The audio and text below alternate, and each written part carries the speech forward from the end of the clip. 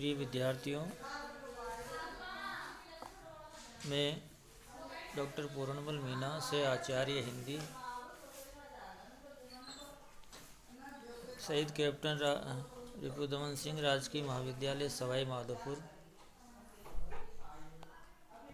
विद्यार्थियों, आज हम बीए पार्ट सेकंड हिंदी साहित्य के प्रथम प्रश्न पत्र के अंतर्गत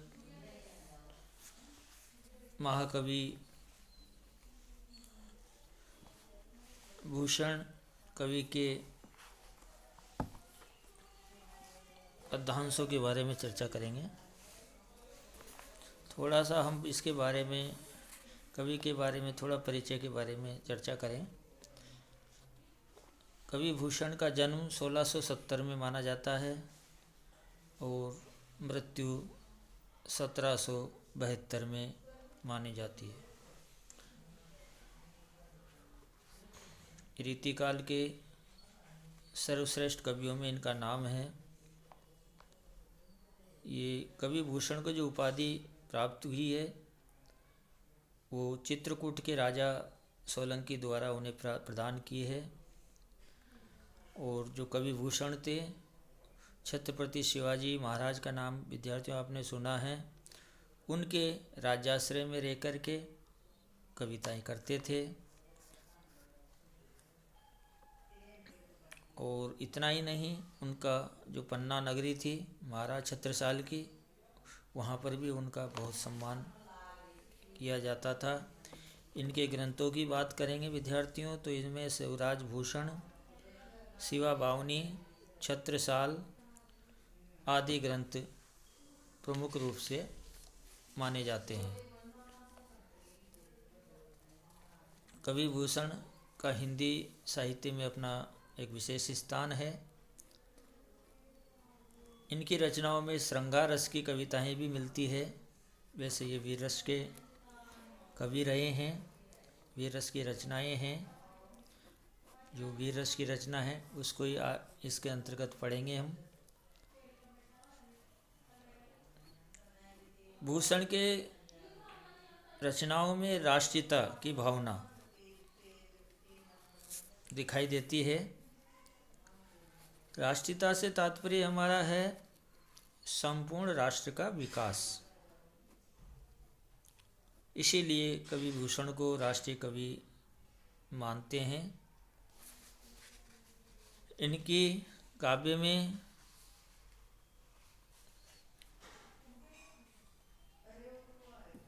वीर रस को मुख्य स्थान प्रदान किया गया है। रसों का भी समावेश किया गया है, जिसमें रौद्र रस, उत्साह आदि इनके रस है। यदि हम इनकी कला पक्ष की बात करेंगे तो इनकी ब्रजभाषा में की है इन्होंने रचनाएं, जिसमें ओज गुण पूर्ण रूप से विद्यमान है, क्योंकि ये वीर रस के अनुकूल माना जाता है। इन्होंने फारसी, अरबी भाषाओं का प्रयोग किया है अपनी रचनाओं में। इनके छंदों में दोहा है, कवित्त, सवैया आदि छंदों का इनमें प्रयोग माना जाता है। कवि भूषण का पूरा नाम सूर्यमल मिश्रण। इनके बूंदी के जो कवि रहे सूर्यमल मिश्रण का नाम महत्वपूर्ण है।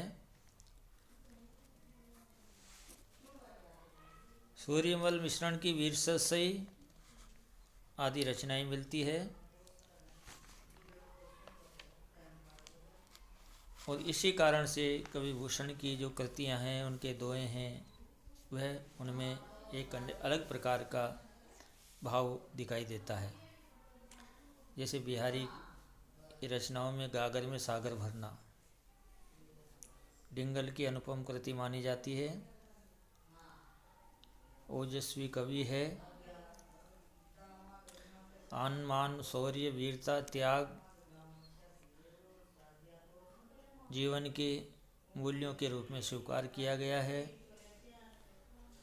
इतना ही नहीं, इनकी रचनाओं में प्रथम स्वाधीनता संग्राम 1897 जो हुआ था उसकी भी पृष्ठभूमि इनकी रचनाओं में दिखाई देती है। तो विद्यार्थियों, इस प्रकार से कवि भूषण का एक संक्षिप्त परिचय हमने जाना। अब हम इनके व्याख्याओं के बारे में चर्चा करेंगे विद्यार्थियों। तो सबसे पहली जो व्याख्या है, महाकवि भूषण ग्रंथावली, जो कि वीर रस की रचना है। साजी चतुरंग सेन, अंग में उमंगधारी, सरजा शिवाजी संग जीत तन चलत है। भूषण भनत नाद बिहद, नगारन के नदी नमद गेवरन के लत है। एल फेल खेल भेल, कलख में गेल गेल, गजन की टेल पेल सेल उलसत है।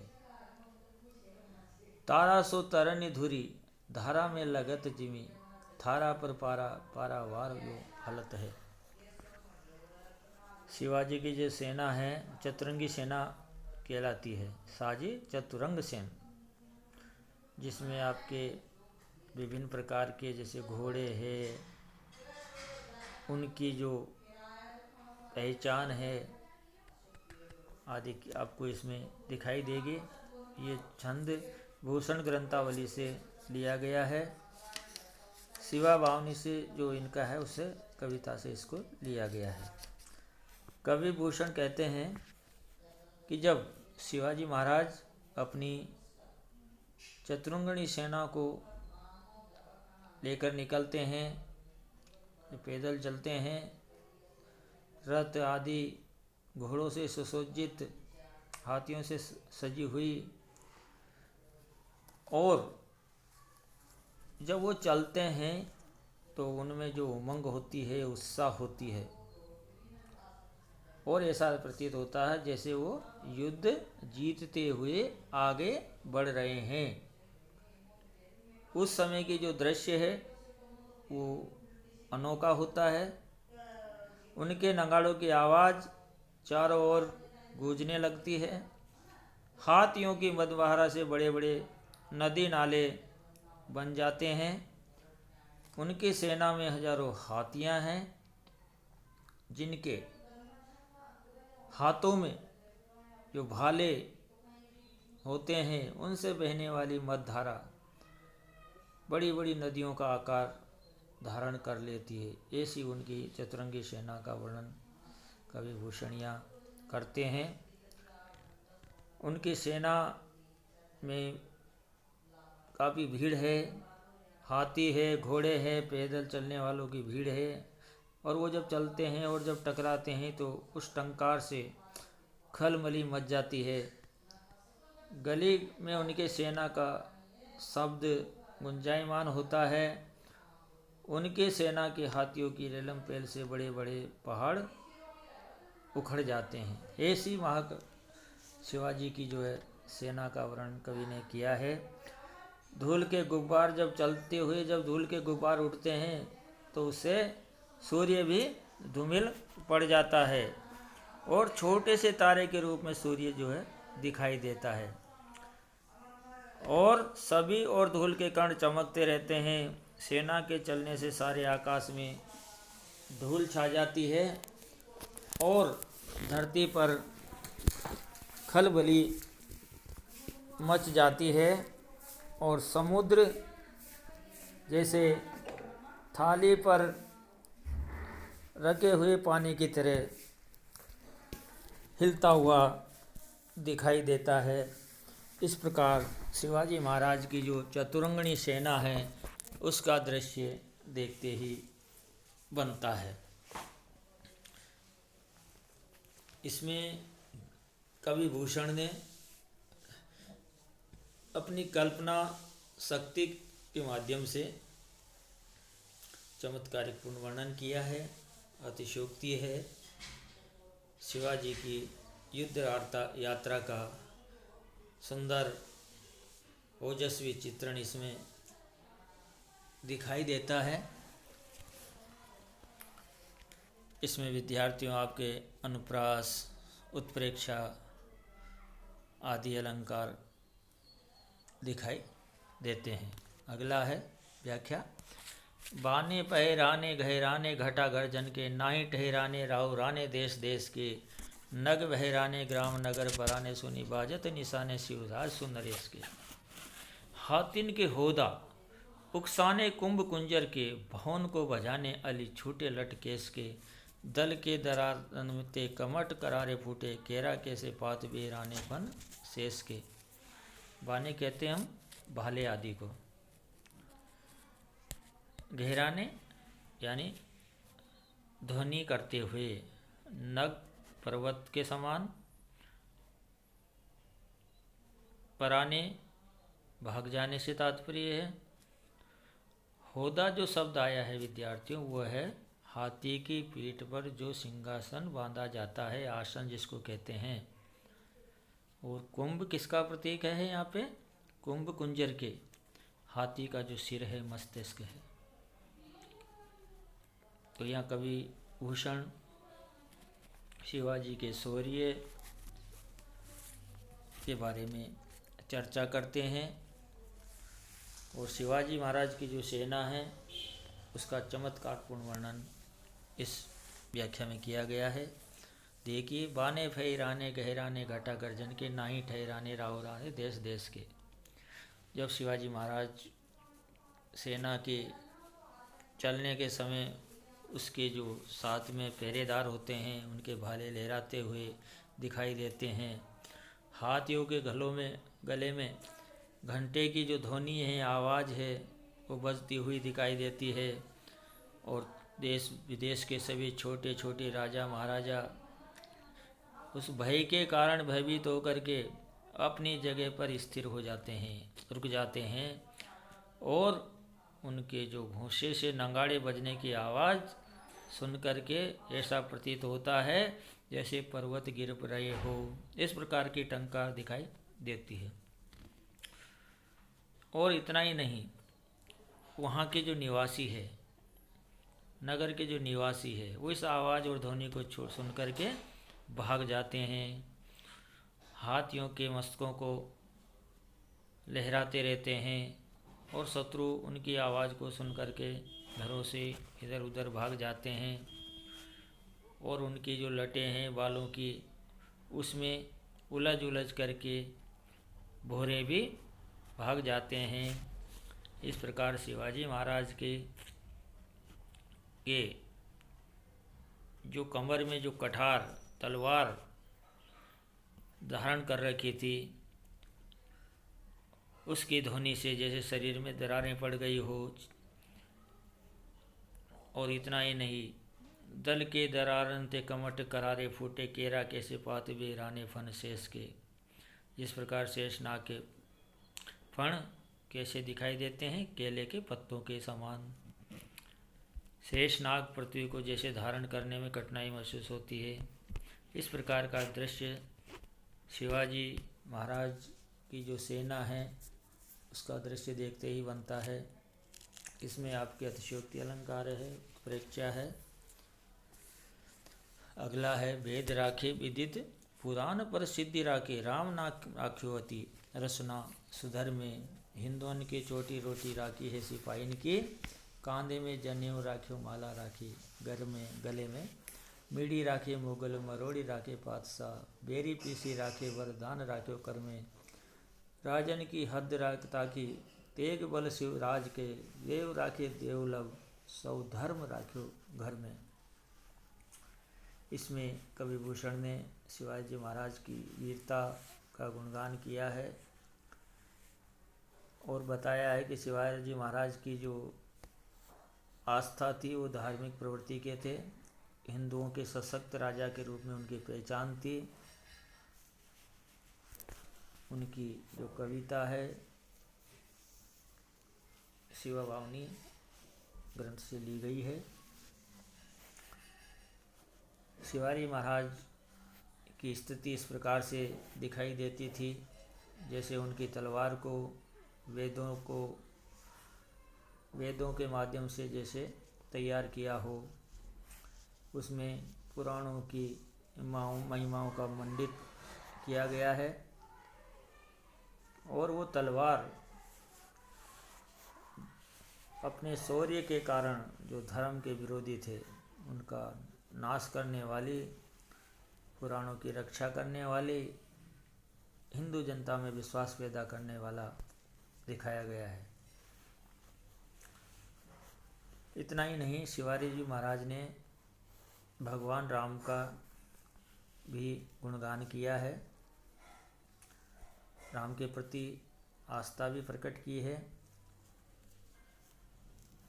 इतना ही नहीं, उन्होंने हिंदुओं की चोटी यानी सम्मान के जो प्रतीक है, और इतना ही नहीं, सैनिकों की जीविका उपार्जन को भी बचाने का प्रयास किया है, और यहाँ तक कि हिंदुओं की गले में जो जनेऊ धारण की जाती है उसकी भी उन्होंने आत्मरक्षा की है। यानी मुगलों से हर प्रकार से हिंदू धर्म की उन्होंने रक्षा करने का प्रयास किया है, और मुगलों को खदेड़ करके, मरोड़ करके उनके अभिमान को चकनाचूर करके रखा है। और इतना ही नहीं, महाराज शिवाजी अपने शत्रुओं को जैसे पीस करके, चूर-मूर करके अपने हाथों से दान देने की क्षमता भी रखते थे। तो यह शिवाजी की जो तलवार की टंकार है, उसने अपनी सीमाओं में रह करके अपनी मर्यादाओं की, राजाओं की रक्षा की है। और इतना ही नहीं, राजन की हद राखी तेग बल शिवराज, देव राखे देवर सब धर्म राख्यो घर में। इतना ही नहीं, महाराज शिवाजी ने मंदिरों में देवताओं की मूर्तियों को सुरक्षित रखा है। और इतना ही नहीं, अपनी मातृभूमि की रक्षा का भी उन्होंने प्रण लिया है। इसका तात्पर्य है विद्यार्थियों की, मुगल बादशाह और औरंगजेब द्वारा किए गए अत्याचारों से लोहा लेकर के महाराज शिवाजी ने हिंदू धर्म की रक्षा की है, भारतीय संस्कृति को बचाया है। अगला है विद्यार्थियों, राखी हिंदुवान को तिलक राख्यो, अस्मृति पुराण राखे, वेद विधि सुनी में। राखी रजपूती राजधानी राखी राजन की, धरा में धर्म राख्यो, गुण राख्यो गुणी में। भूषण सु कवि जीती, हद मरण की, देश देश कीरति बखानी तव सुनी में। साई के सपूत शिवराज शमशेर तेरी, दिल्ली दल दाबी के दिवाली राखी दूनी में। कवि भूषण द्वारा इस छंद में शिवाजी की वीरता, उनकी गाथा, उनका शौर्य को दर्शाया है। शिवाजी महाराज की जो चारित्रिक विशेषता हैं उनको यहाँ सुशोभित किया गया है। उसी को आगे बढ़ाते हुए कवि कहते हैं कि शिवाजी महाराज ने हिंदुओं के हिंदुत्व की रक्षा की है, उनके तिलक की रक्षा की है, उनके धर्म शास्त्रों की, वेदों की, वैदिक संस्कृति आदि की भी रक्षा की है। उन्होंने राजपूतों की, क्षत्रिय धर्म की, हिंदू राजाओं की राजधानियों की रक्षा की है, और इस धरती पर धर्म को स्थापित करने वाले गुणी लोगों के गुणों की रक्षा की है। इतना ही नहीं, शिवाजी महाराज ने मराठों के राज्य की पूरी जो सीमा है, शत्रुओं को पराजित करके और जीत करके अपने अधिकार में कर लिया था। इसी कारण से शिवाजी महाराज का पूरे देश में ही नहीं, विदेश में भी गुणगान किया, ये सभी जानते हैं। क्योंकि शाही के सपूत शिवराज शमशेर तेरी, दिल्ली दल दाव के दिवाली राखी दूनी है।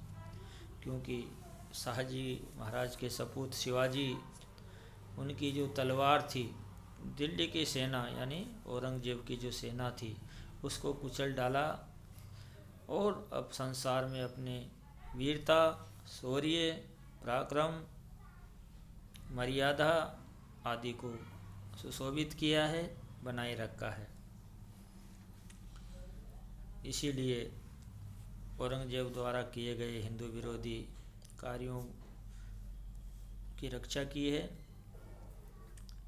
तो इस पद्यांश में शिवाजी महाराज की वीरता शौर्य का चित्रण किया गया है विद्यार्थियों।